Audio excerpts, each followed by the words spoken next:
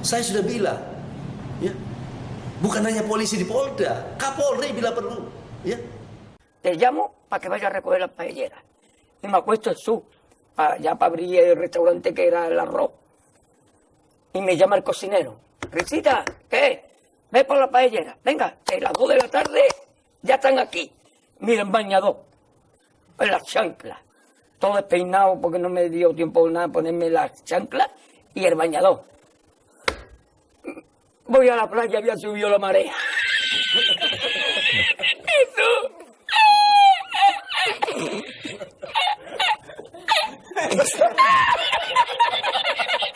¡Tú!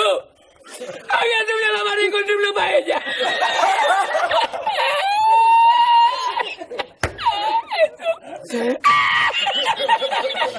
Y la encontré porque estaba la paellera agarrada metida entre las piedras de Chipiona, del faro. Y cuando entro en el restaurante me ve el cocinero con una paellera y adentro la vende paellera.